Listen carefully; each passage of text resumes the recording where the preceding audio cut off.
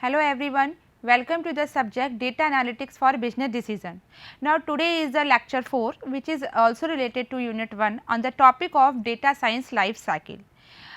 Okay, now today I will discuss data science life cycle, applications of data science, data scientist roles and responsibilities and differentiate between business intelligence and data science. It means हमने previous lecture में एक introduction दिया था data science का कि data science क्या है, data science से related कौन कौन सी jobs availability है, need of data science, ठीक है। अभी हम बात करेंगे data science life cycle, यानी अगर हम डेटा साइंस की डेफिनेशन की बात करें तो हमने कहा था डेटा साइंस में जो हम डेटा कलेक्ट करते हैं वो एक डीप स्टडी करते हैं डेटा का। जो भी डेटा अनस्ट्रक्चर्ड फॉर्मेट में आता है उसको हम प्रॉपर फिल्टर करते हैं, ठीक है। तो यहाँ पे क्या है कि हम एक लाइफ साइकिल के थ्रू एक्सप्लेन करने चाह रहे हैं कि हम कैसे डेटा को रिप्रेजेंट करेंगे। तो first point is data life cycle is the iterative procedure required to develop, produce and maintain any data science product are indicated by data science life cycle. It means जो भी आपके data है, जो भी आपने data collect किया है, जो भी डेटा आपने एनालाइज किया है, जो भी डेटा आपने ऑर्गेनाइज किया है, उसको आप कैसे मेंटेन कर रहे हो, कैसे फिल्टर कर रहे हो, कैसे शॉर्ट कर रहे हो, कैसे अनस्ट्रक्चर्ड डेटा को ऑर्गेनाइज कर रहे हो, उसका क्या प्रॉपर लाइफ साइकिल है, ठीक है। Now next steps is the process involve several common data science steps including data extraction, data preparation, cleaning, modeling and evolution among other. यानी हम जो भी डेटा की बात कर रहे हैं कि हम अपने डेटा को एनालाइज कर रहे हैं, रॉ डेटा जो भी है आपका अनस्ट्रक्चर्ड कर रहे हैं, तो हम किन किन स्टेप्स को फॉलो करते हैं ताकि जो हमारा डेटा हो वो ईजिली एक्सट्रैक्ट हो, हम ईजिली डेटा को प्रिपेयर कर सकें, हम उसको मॉडलिंग कर सकें, उसका जो भी हमारा डेटा है, ठीक है, उसको हम फिल्टर कर सकें, डेटा को हम क्लीन कर सकें और जो भी डेटा है फाइनल हम उसको मेंटेन कर सकें। तो ये सारे जो प्रोसेस हैं उसको हम एक लाइफ साइकिल के थ्रू समझेंगे। Now move to next slide. This is the life cycle of data science. The first step is discovery, second step is data preparation. Discovery को हम बेटर अंडरस्टैंडिंग भी कह सकते हैं कि सबसे पहले तो आपको ये जानना है कि जो डेटा आपने, जो भी अनस्ट्रक्चर्ड डेटा आपने कलेक्ट किया है वो है कौन सा डेटा एक्चुअली में, क्योंकि विदाउट नॉलेज तो आप डेटा को फिल्टर कर नहीं सकते हो, आप एनालाइज कर नहीं सकते हो। तो first step is better understanding और we can say that discovery.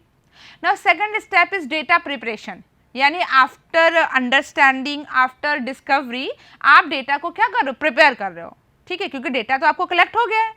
Now data preparation and the third step is planning a model. अभी क्या है, आपने डेटा को प्रिपेयर कर लिया, जो भी डेटा आपने डिस्कवरी यानी खोज, आपने डेटा को पहले कलेक्ट किया होगा कहीं ना कहीं से, आपने डीप स्टडी की होगी, डेटा आपका अनस्ट्रक्चर्ड फॉर्मेट में होगा, रॉ डेटा होगा, उसके बाद आपने जो भी डेटा है उसकी डिस्कवरी करने के बाद आपने उसको एक जगह प्रिपेयर किया कि जो भी डेटा आपने एनालिसिस किया है, जिस भी डेटा के आपने डिस्कवरी की है वो ओके है। तो second step is data preparation. After that जो भी आपने डेटा को डिस्कवर किया है, ठीक है, जो भी डेटा को आपने प्रिपेयर किया है उसको एक प्रॉपर मॉडल में आप प्लान करते हो कि हम इस डेटा को कैसे कैसे कैसे मॉडल करेंगे, ठीक है। After that build a model. अभी क्या है, आपने प्लानिंग की है, सिर्फ प्लानिंग। अब आप पर्टिकुलर मेथोडोलॉजी, पर्टिकुलर मेथड्स में आप उसको बिल्ड करेंगे, यानी इसको इम्प्लीमेंट करेंगे। आफ्टर दैट आप उसका इवोल्यूशन यानी operationalise step, then transmit results, यानी कि जो भी आपका जो डेटा है, जो भी आपने डिस्कवरी किया है उसका एक फाइनल आउटकम कि उससे क्या रिजल्ट मिलता है। सो अभी हम डिटेल में देखेंगे ऑल स्टेप्स। तो following are the key stages of the data science life cycle. The first step is discovery, asking the proper question during the discovery phase, which is the first step. Determine the fundamental requirements, project priorities and budget before beginning any data science project. अगर हम इसको एक example की बात करें तो जब भी हम कोई प्रोजेक्ट को डेवलप करते हैं तो सबसे पहले हम करते हैं एनालिसिस, जिसको हम प्रिलिमिनरी इन्वेस्टिगेशन भी बोलते हैं, कि हम जो प्रोजेक्ट को डेवलप करने जा रहे हैं वो हमारे बजट में है कि नहीं, वो कहीं ऐसा तो है नहीं कि वो प्रोजेक्ट पहले से डेवलप है कहीं, ठीक है, उसकी क्या क्या रिक्वायरमेंट्स है। चलिए आपने एनालिसिस भी कर लिया, उसके बाद आप फिर सोचोगे कि जो आप प्रोजेक्ट को डेवलप करने जा रहे हो उसमें क्या क्या चीज़ें की नीड होगी, आपको क्या प्रायोरिटीज़ होंगी, क्या बजट होंगे। जब आपको पास इन सारे क्वेश्चंस का आंसर आएगा तब तो आप उसको आगे फर्दर प्रोसीड करोगे, ठीक है।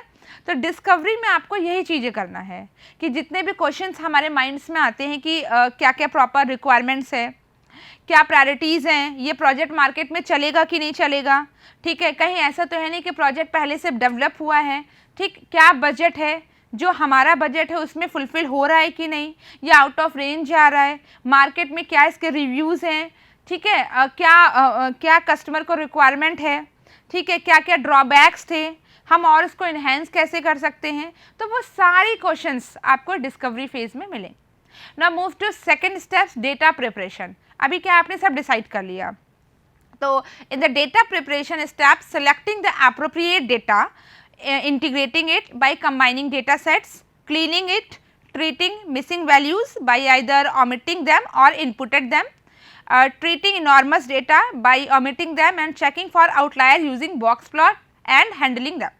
इट मीन्स क्या क्या आपने जब डिस्कवरी किया, आपको आपके जो भी क्वेश्चंस थे उसके आंसर्स आपको मिल गए हैं, तो आपने जो भी डेटा आपके पास आया है उसको आपने सेलेक्ट किया है, प्रॉपर इंटीग्रेट किया है, जितने भी डेटा है उसको कंबाइन किया है, वो आपका एक डेटा सेट प्रिपेयर हो गया। उसके बाद उसमें से कुछ चीज़ें हटाई है जो आपकी यूज़फुल नहीं है, ठीक है, जो मिसिंग्स वैल्यूज़ हैं उसको आपने इनपुट किया है, यानी उसमें जो भी आपकी ड्रॉबैक्स थे आपने उसको सॉल्व किया है। उसके बाद आपने उसको चेक किया है एक पर्टिकुलर ग्राफ्स के थ्रू, पर्टिकुलर टेक्नोलॉजीज़ के थ्रू, जैसे यहाँ पर आपने बॉक्स प्लॉट, बहुत सारे ग्राफ्स, जैसे डेटा विजुअलाइजेशन के लिए जनरली हम ग्राफ का यूज़ करते हैं, पाई चार्ट, बार चार्ट, बहुत सारे चार्ट्स होते हैं, तो बॉक्स प्लॉट भी होता है। तो यानी जो भी हमने डेटा को, जो भी कलेक्ट किया है डेटा को, उसको हमने प्रिपेयर किया है, उसको हमने एक डेटा सेट के फॉर्म में बना लिया है, ठीक है, हमने उसमें कुछ इनपुट दिए हैं, कुछ डेटा क्लीन किया है, जो भी वैल्यू मिसिंग उसको कंप्लीट किया है, आफ्टर दैट हमने उसको बॉक्स प्लॉट किया है, ठीक है, उसके अकॉर्डिंग हमने इसको हैंडल किया है। तो now move to third steps, planning a model. अभी क्या हुआ, क्वेश्चंस जो भी आपके माइंड में थे वो कंप्लीट हो गए। नाउ फिर आपने डेटा को प्रिपेयर किया, आफ्टर दैट आप एक फिर उसको प्लान करोगे कि जो भी आपके पास डेटा आया है वो हम उसको कैसे प्रॉपर ऑर्डर में रखेंगे, उसको कैसे स्टैब्लिश करेंगे। तो in the planning a model we must identify the numerous approaches and techniques in this stage in order to establish the relationship between the input variables. It means the following typical tools for the model planning such as Python. यानी कि अभी क्या है, आपको आपके पास जो भी data है, ठीक है, आपने उसको प्रॉपर प्लान किया है, प्रॉपर कि आपको ऐसे मॉडल में उसको प्लान करना है, तो आपने उसके लिए कुछ टेक्निक्स लगाए होंगे, कुछ सीक्वेंस होगा, कुछ आप इनपुट करोगे, ठीक है, क्योंकि आप कभी भी कोई भी डेटा को जब आप एनालाइज करते हो और उसमें पर्टिकुलर कोई इनपुट उसमें आप इनपुट देते हो, उसके अकॉर्डिंग ही आपको आउटपुट मिलता है, ठीक है। तो यहाँ पर हम लोग एक जस्ट, वैसे तो बहुत सारे टूल्स एंड टेक्नोलॉजीज़ यूज़ कर सकते हैं, बट यहाँ पर हम पाइथन की बात करेंगे, ठीक है। पाइथन जो लैंग्वेज होती है उसके थ्रू हम प्लान कर सकते हैं। सपोज मैंने प्लान किया कि मेरा जो डेटा है हम पाइथन के थ्रू उसको एनालाइज करेंगे, उसको विजुलाइज करेंगे, उसके अकॉर्डिंग हम आउटपुट निकालेंगे। Now the next step is build a model. अभी क्या किया आपने, डिस्कवरी किया, ठीक है, कि जो भी हमारे माइंड में क्वेश्चंस है वो कंप्लीट हो गए। आफ्टर दैट आपने डेटा को प्रिपेयर किया, ठीक है, उसके बाद आपने उसकी एक प्रॉपर प्लानिंग किया, आपने प्रॉपर एक लेआउट कलेक्ट कर लिया, ठीक है, कि आप क्या क्या उसमें इनपुट डालोगे। इनफैक्ट आपने ये भी डिसाइड कर लिया कि आप कौन सी टूल्स को यूज़ करोगे, कौन सी लैंग्वेज को यूज़ करोगे। आफ्टर दैट आप मॉडल को बिल्ड करोगे। It means the process of creating models begins in this stage, यानी इस स्टेज में आपका जो प्रॉपर डेटा है, जो प्रोसेस है, वो अब क्रिएट हुआ है। For the purpose of training and testing we shall construct data set, यानी कि जो भी आपका, बिकॉज जब भी हम कोई प्रोजेक्ट को डेवलप करते हैं तो सबसे पहला स्टेप्स होता है एनालिसिस या प्रिलिमिनरी इन्वेस्टिगेशन।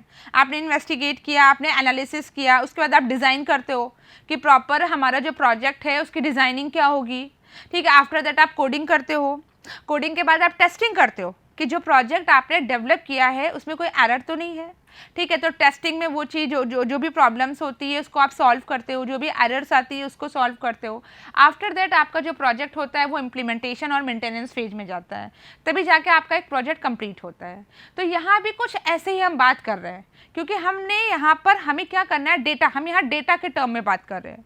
क्योंकि जो भी डेटा हम उठा रहे हैं, जो भी अनस्ट्रक्चर्ड डेटा हम कलेक्ट कर रहे हैं, उस डेटा के अकॉर्डिंग हमको एक फाइनल रिजल्ट निकालना है, ठीक है, कि क्या जो भी डेटा को आप जहाँ भी यूज़ कर रहे हो, जो जिससे रिलेटेड आप यूज़ कर रहे हो, उसके क्या आउटकम्स आ रहे हैं, ठीक है। तो यहाँ पर भी वही है कि आपने क्या किया है कि प्रॉपर जब आप मॉडल बिल्ड कर रहे हो, आपने इनपुट्स कर लिया, उसके बाद टेस्ट कर रहे हो, ठीक है, जो भी डेटा सेट आपने इनपुट किया है, जो भी डेटा आपने कलेक्ट किया है, वो ओके है कि नहीं। And now after that operationalise, it means we will deliver the project's final report at this stage.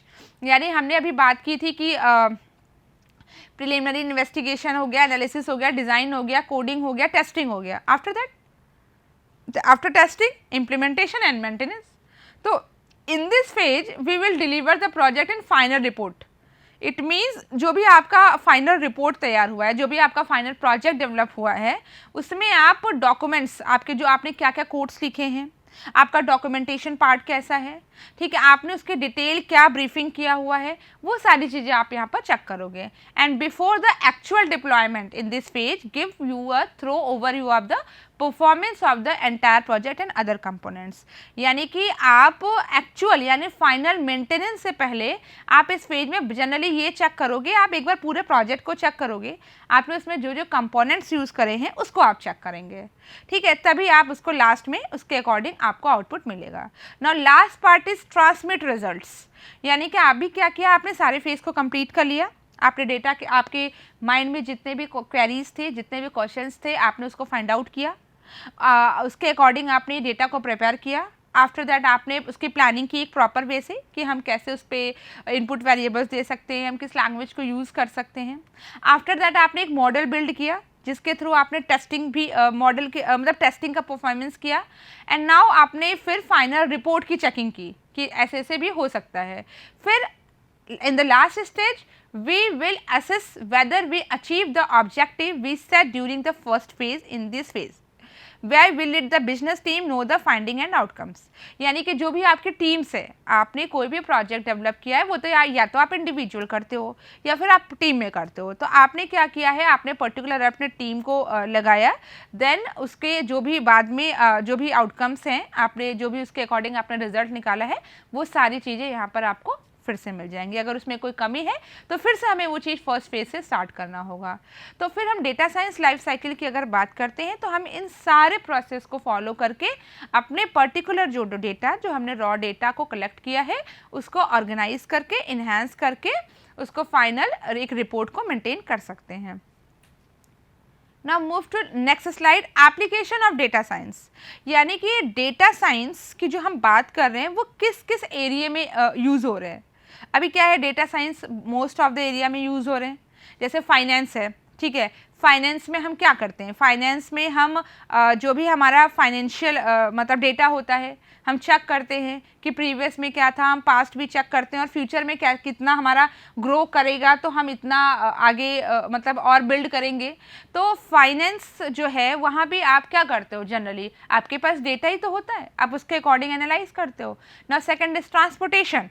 Transportation में भी इस समय डेटा साइंस का बहुत रोल है, क्योंकि ट्रांसपोर्ट यानी कि कोई भी ट्रांसपोर्टेशन सर्विस है, आपको सपोज़ आपको नीड है, तो आपने क्या किया कि आपने सर्च आउट किया कि आपको एक फैसिलिटी चाहिए, ठीक है, आपने अपना डेटा इनपुट किया, उसके बाद आपको ये भी चेक करना है कि आपकी जो भी रिक्वायरमेंट्स है इस सर्विस से फुलफ़िल है कि नहीं है, ठीक है। आप फिर आप थर्ड पर्सन से बात करोगे, फिर अगर आपकी रिक्वायरमेंट फुलफ़िल हो रही हैं तो वो उसके अकॉर्डिंग आपका जो भी सर्विस होगा वो अवेलेबिलिटी होगी तो उसके अकॉर्डिंग आपको मिलेगा ना। Third is health care, it means hospitality. Data science का बहुत ही मतलब ये पॉपुलर एप्लीकेशंस है जो इस वक्त यूज़ हो रहा है, हेल्थ केयर यानी hospital services.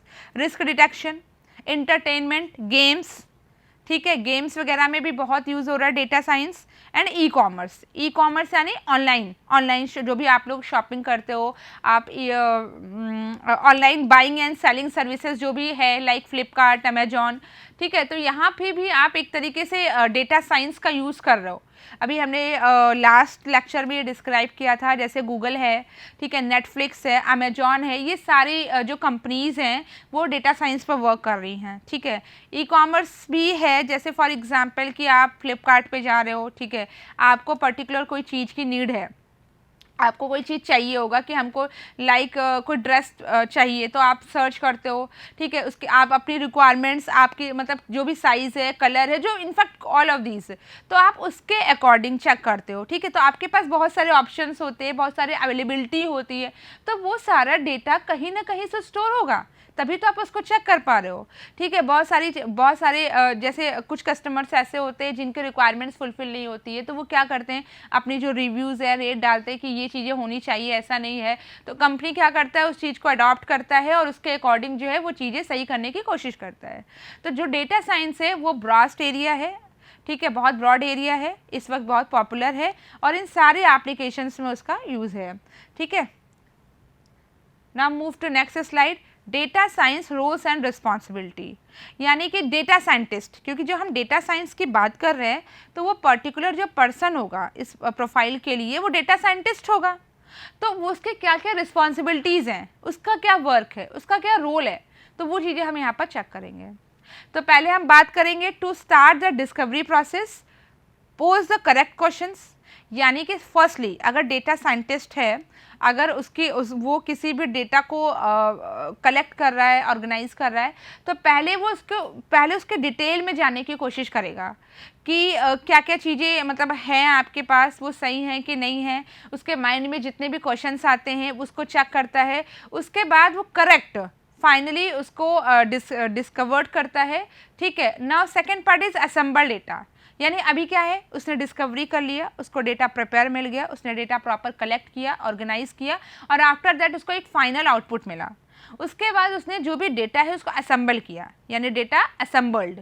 And now third part is clean up and process the data. जब भी हम कोई डेटा लेते हैं तो ये ज़रूरी नहीं है कि वो डेटा करेक्ट हो, बिकॉज बहुत सारी उसमें एरर्स आती हैं, बहुत सारे फालतू का डेटा होता है, क्योंकि डेटा जो आप उठाते हो वो तो अनस्ट्रक्चर्ड फॉर्मेट में है, आप तो रॉ डेटा को उठाते हो, ठीक है, आपने स्ट्रक्चर डेटा को तो लिया नहीं है। तो जब आप उसको एनालाइज करते हो, जब उसको ऑर्गेनाइज करते हो प्रॉपर वे में, तो कुछ चीज़ें ऐसी होती हैं जो आपके काम की नहीं है। तो आपने क्या किया, जब वो चीज़ तब पॉसिबल है जब आप प्रॉपर वे से आपके पास डेटा असेंबल हुआ। तो ना first step is say that कि आपने डेटा को डिस्कवर्ड किया, second assemble data, and now third is clean up. यानी कि जो भी फालतू के डेटा होंगे उसको आपने क्लीन किया एंड उसके अकॉर्डिंग फिर आपने प्रोसेस किया आगे, ठीक, आपने प्रोसेस किया, फिर डेटा को कंबाइन किया एंड सेव किया, ठीक है, क्योंकि आपके पास बहुत सारे डेटा जो सेट्स होते हैं वो कलेक्ट हो जाते हैं।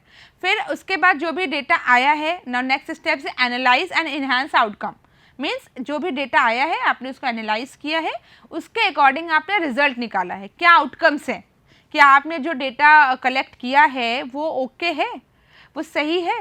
क्योंकि हम डेटा को ये भी चेक करते हैं ना कि जो हमें रिक्वायरमेंट्स है क्या वही चीज़ है, हमारे रिक्वायरमेंट्स को फुलफ़िल कर रहा है वो डेटा। तो ये सारी चीज़ें हम यहाँ पे एनालाइज करेंगे। After that display the result to the stakeholders. यानी कि अब क्या है कि डेटा आपका डिस्कवर्ड हो गया है, आपका डेटा प्रिपेयर हो गया, आपका डेटा असेंबल हो गया है, जो भी मिसलीडिंग से एरर्स थी वो क्लीन हो गई हैं, फिर आपने डेटा को प्रोसेस किया, डेटा को कंबाइन किया, फिर डेटा को सेव किया, उसके अकॉर्डिंग आपने एनालाइज किया और फिर आपको एक फाइनल रिजल्ट मिला और आपने उस रिजल्ट को प्रॉपर वे से डिस्प्ले किया स्टैक होल्डर के। एंड नाउ अभी क्या है, आप जब मार्केट में कोई चीज़ लॉन्च करते हो, ठीक है, तो बहुत सारे फीडबैक्स होते हैं जो कस्टमर की तरफ से आते हैं, बहुत सारे रिव्यूज़ होते हैं जो कस्टमर के साइड से आते हैं, ठीक है। आप फिर उसको और इन्हांस करने की कोशिश करते हो कि जो भी रिव्यूज़ आ रहे हैं, जो भी फीडबैक्स आ रहे हैं, आप उसको इम्प्रूव करें, ताकि आपने जो भी मार्केट में प्रोडक्ट को लॉन्च किया है, सेल किया है, वो आपकी प्रोडक्टिविटी को इंक्रीज़ कर सके। तो आपने क्या किया, जो भी फीडबैक आ रहे हैं कस्टमर के साइड से, आपने उसको अडॉप्ट किया, ठीक है, और उसके अकॉर्डिंग आपने चेंजेस करने की कोशिश की कि यस ठीक है, ये चेंजेस हम कर सकते हैं। उसके बाद to address a different issues repeat the procedure. यानी कि आपने जो भी फीडबैक है उसको आपने जब चेंज किया तो उसके डिफरेंट इशू को भी एड्रेस किया और फिर से आप यही प्रोसीजर को रिपीट करो। फिर से आपने डेटा को लिया, फिर से आपने फाइनली आपको करेक्ट क्वेश्चन का आंसर मिला, ठीक है, आपने डेटा को असेंबल किया, आपने जो मिसलीडिंग एरर्स थे उसको क्लीन किया, डेटा को प्रोसेस किया, डेटा कंबाइन हुआ, डेटा सेव हुआ, उसके बाद आपने डेटा को एनालाइज किया, उसके अकॉर्डिंग आपको आउटपुट मिल रहा है, फिर उसके बाद आपने रिजल्ट को डिस्प्ले किया, फिर कुछ फीडबैक्स आए, आपने उस फीडबैक को अडॉप्ट किया एंड उसके बाद आपने फाइनली जो है उसको लॉन्च किया, और फिर से हम इसी प्रोसीजर को रिपीट कर सकते हैं। तो all of the role is data scientist roles and responsibility, यानी कि जो सारे स्टेप्स हैं वो वर्क डेटा साइंटिस्ट का है, ठीक है, जो कि प्रॉपर वे से डेटा साइंस पे वर्क कर रहा है। Now last part is differentiate between BI and data science, यानी कि अभी क्या है कि हम लोगों ने लास्ट में बात किया था बिजनेस एनालिटिक्स की, ठीक है, बिजनेस एनालिटिक्स, और फिर हमने बात किया डेटा साइंस की। तो क्या क्या डिफरेंशिएट है, क्या क्या डिफरेंसेस हैं business intelligence and data science में। तो first point is basic business and statistical understanding as well as expertise in data translation and visualisation, यानी कि अगर हम बात करेंगे बिजनेस इंटेलिजेंस की तो उसको स्टैटिकल नॉलेज होनी चाहिए, यानी कि आप अपने बिजनेस के पॉइंट ऑफ व्यू से जो भी स्टैटिकल टूल्स और मेथड यूज़ कर रहे हो उसकी नॉलेज होनी चाहिए, वो उसमें एक्सपर्ट हो और डेटा विजुअलाइजेशन कर सके, यानी एक पर्टिकुलर ग्राफ के थ्रू जो भी आपका डेटा है वो विजुअलाइज कर सके, उसको ये नॉलेज होनी चाहिए। अभी बात करेंगे डेटा साइंस, तो greater technical abilities including coding, data mining, advance statistics and subject matter expertise, यानी कि अगर हम बात करें डेटा साइंस कि डेटा साइंटिस्ट का क्या रोल होना चाहिए, तो उसको टेक्निकल एबिलिटी होनी चाहिए, यानी इसको टेक्निकल नॉलेज होना चाहिए, ठीक है, क्योंकि हमने ऑलरेडी डिस्कस किया है कि जो डेटा साइंस है वो स्ट्रिक्टली पर्सन होता है जो प्रॉपर वर्क से वर्क करता है, ठीक है, उसको स्टैटिक्स की नॉलेज भी हो बट एडवांस लेवल पे होनी चाहिए, एंड जो भी प्रॉपर जो भी उसको वर्क दिया जा रहा है, जो भी वो डेटा कलेक्ट कर रहा है उसको उसकी प्रॉपर नॉलेज होनी चाहिए, यानी प्रॉपर सब्जेक्ट मैटर एक्सपर्टाइज यानी एक्सपीरियंस होना चाहिए। Now second point is business intelligence is focus only on structured data. अभी क्या है, जब बिजनेस इंटेलिजेंस है उसके पास वैसे तो data is raw fact and figures, data आपका अनस्ट्रक्चर्ड फॉर्मेट में भी होता है, लेकिन जो बिजनेस इंटेलिजेंस है वो ज़्यादातर जो फोकस करता है वो स्ट्रक्चर्ड डेटा पे करता है फोकस, ठीक है, उसको स्ट्रक्चर्ड डेटा मिलता है और उसके अकॉर्डिंग वो वर्क करता है। लेकिन अगर हम डेटा साइंस की बात करेंगे तो वो बोथ, यानी कि वो स्ट्रक्चर्ड एंड अनस्ट्रक्चर्ड डेटा दोनों को हैंडल करता है, यानी उसको स्ट्रक्चर्ड डेटा मिल जाएगा उसको भी वो प्रॉपर वे से ऑर्गेनाइज करेगा, ठीक है, और अगर उसको अनस्ट्रक्चर्ड डेटा मिलेगा तो उसको भी वो प्रॉपर वे से क्या करेगा, डेटा कलेक्ट करेगा, प्रिपेयर करेगा, क्लीन करेगा, उसके बाद एनालाइज करेगा और उसके अकॉर्डिंग उसको रिजल्ट मिलेगा। Now third point is use analytic method. Analytics method की बात करेंगे तो हम analytics means to examine something, यानी भी किसी भी चीज़ को एग्जामिन करना है by use different tools, different technology and different method and use scientific method। Data science में हम प्रॉपर साइंटिफिक मेथड की बात करेंगे। now last second point is in the business intelligence use tools use sales analytics, Clipfolio etc, यानी कि अभी हम जो भी बात कर रहे हैं business intelligence and data scientist, जो भी पर्सन है वो जो डेटा एनालाइज करेगा, जो डेटा को वो कलेक्ट करेगा, डेटा रॉ में भी, डेटा स्ट्रक्चर्ड फॉर्मेट हो या अनस्ट्रक्चर्ड फॉर्मेट, वो पर्टिकुलर किसी टूल्स का यूज़ करके ही आपको उसका आउटपुट देगा। तो अगर हम बिजनेस इंटेलिजेंस की बात करें तो इसमें सेल्स एनालिटिक्स एंड क्लिपफोलियो बहुत ही पॉपुलर टूल्स है जो कि एक बिजनेस इंटेलिजेंस की रिक्वायरमेंट होनी चाहिए, उसको ये आनी चाहिए ताकि वो प्रॉपर आपका डेटा को ऑर्गेनाइज कर सके।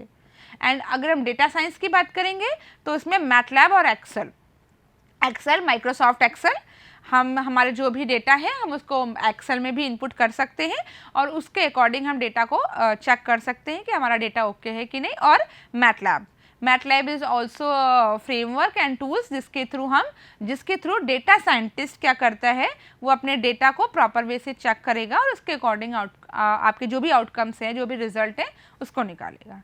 Now last point is in business intelligence for handling massive data sets there are not enough tools and technology available, यानी कि ये बहुत सारे क्योंकि जब आप डेटा को कलेक्ट करते हो तो वो फिर आप डेटा सेट में उसको डिवाइड करते हो, तो बहुत ही मासिव डेटा सेट को ये हैंडल करता है।